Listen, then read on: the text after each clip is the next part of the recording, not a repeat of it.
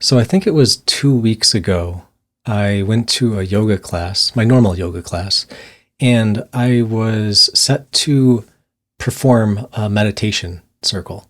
I normally do that on Mondays, but I happened to schedule myself to do this on a Tuesday after yoga. And this was like a bit of like a crossover event, a bit of reach out. And I found myself anxious going to yoga because I knew I'd be leading something afterwards. I'm not new to anxiety. I've been very anxious my whole life.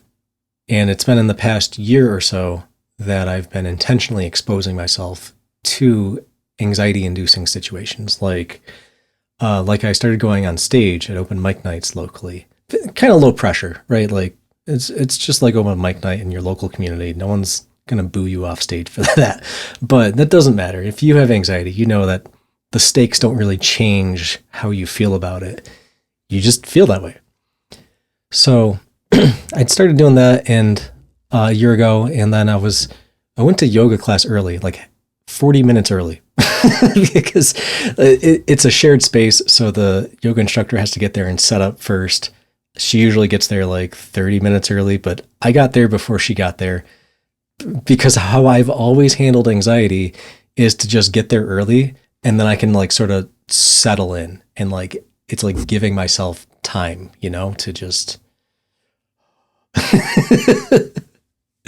So I got there and it was a good call because then her and I just started chatting and I mentioned that I was anxious. So I got there early and she was talking about how, oh yeah, she gets anxious too. Like, of course, everyone gets anxious.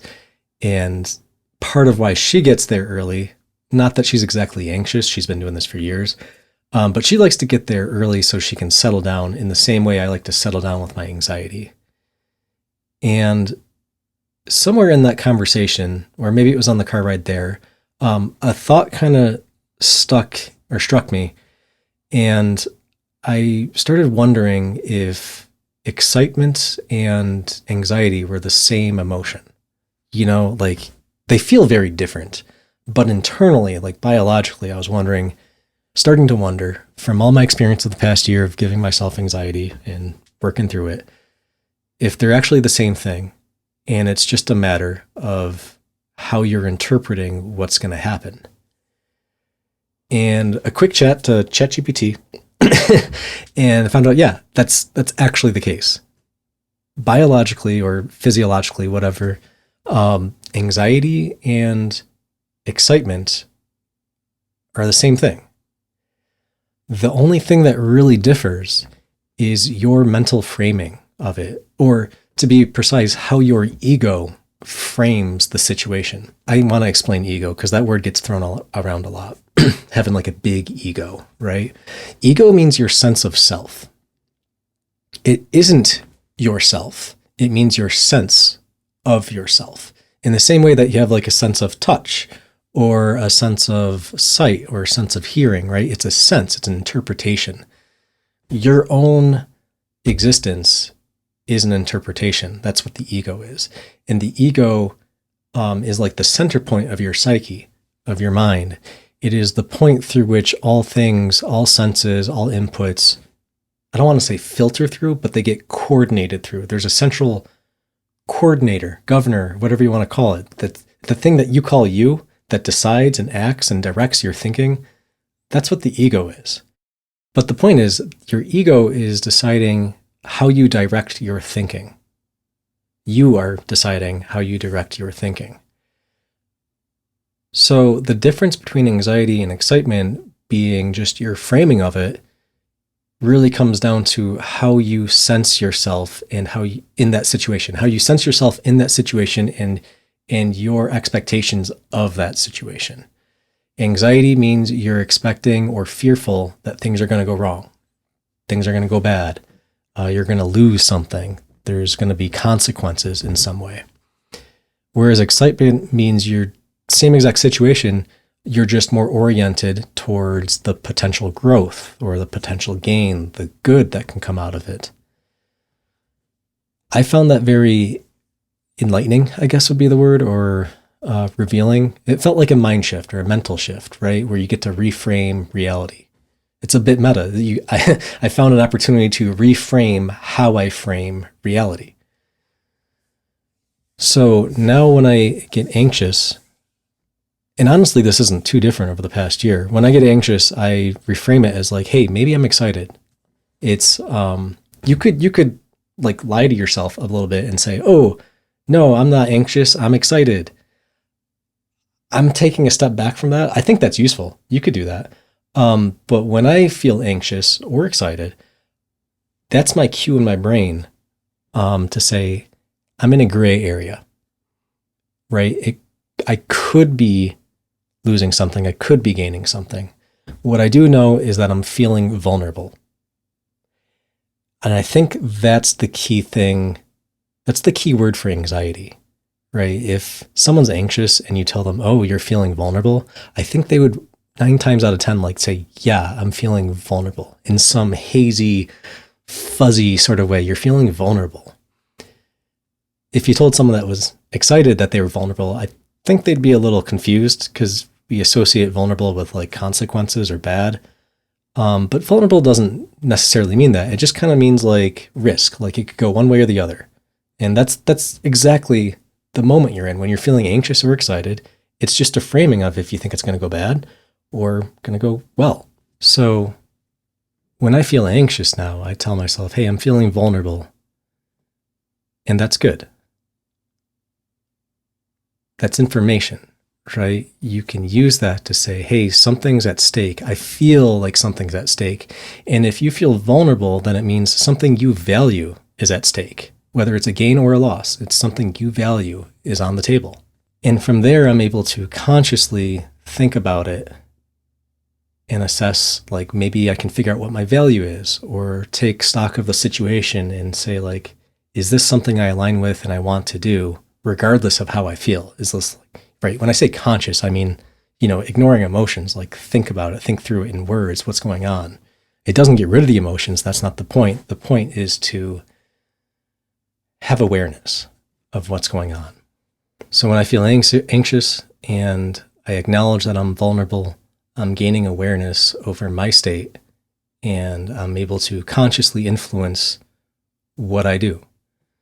Do I suffer through it, so to speak? Suffer is a strong word, but that's pretty much what I did when I first got on stage for open mic night. Is I was like shaking. I was ready to pee my pants. I got up on a big stage and I was like, oh. But, well, I'll tell you what I did on stage at the end, because I think that's useful. But let me wrap up and say that when you're feeling anxious or excited, you're in a gray area, you're feeling vulnerable. Take that moment to pause and reflect on what's going on. I was feeling anxious at that yoga session because after I was be doing that meditation circle, right where I'd be a leader and there'd be a group of people, and I feel like they're expecting some sort of experience, or like, I have to live up to something. That's what I figured the anxiety was. But consciously, I was able to tell myself, it's a little silly, because it's no different than what I do on Mondays with other people that I'm familiar with. And after yoga, everyone's going to be more tired, and it's going to be a lot easier to meditate. That didn't do away with the anxiety, but that was me consciously deciding, like, hey, this is worth doing. I know I want to do this. I put myself up to this. I was able to logically look through it and say, here's what's going on. Yes, this stinks. Anxiety stinks. There's no way around it. But if I go through with this, then when I do it again next time, it'll be easier to reframe as excitement. And I did do a little reframing in that moment where I was saying, like, oh no, I'm not anxious. I'm excited. I think I'm excited.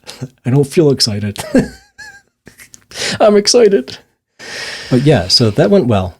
I was anxious, and I've also noticed in my experience that when you're feeling anxious, as soon as the thing gets going, like maybe I used to be nervous running cross country, but it was always like the build up to the race. Like as soon as the gun blew and I started running, all the anxiety went away. It was over. It was just like the build up, right? And that's the same thing. When I did that meditation, as soon as I started speaking, I was like, nope, okay, we're in my groove. And I guess to wrap up this video then, when I got on stage like a year ago, close to a year ago, it was a little under. As soon as I got on stage, the anxiety did not go away. Of course, right? That's that's when it really started. But let me share with you how I was able to work through that. And it worked really well. Not only for me, but for the audience. I had several people come up to me after my very first time on stage, being very nervous. Several people came up to me and complimented how I held myself up there. And what I did was very simple.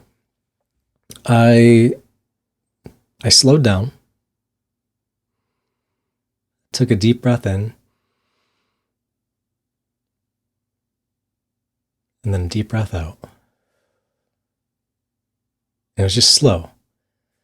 And I didn't realize what I was doing up there, other than like just trying to like work with myself. But what ended up happening is I was being a bit of a leader or a model. And as soon as I slowed myself down, everyone in the audience slowed themselves down with me. There's something very powerful about that I sort of accidentally walked into. All I was doing was trying to regulate my own emotions.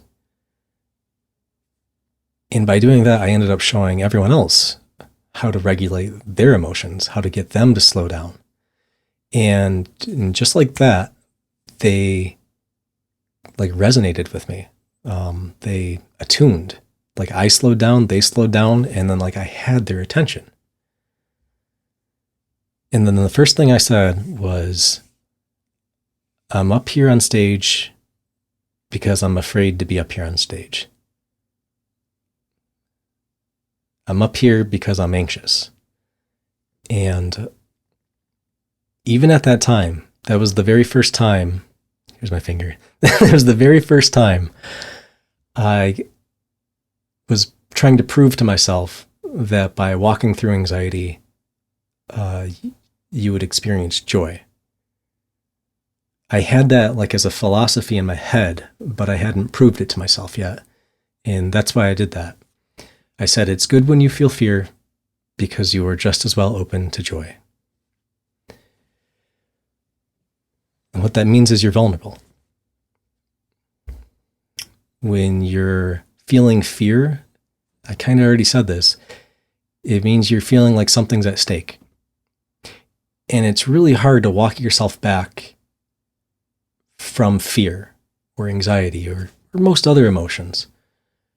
It's hard to pause and step out of the emotion to say, hey, why am I feeling this emotion?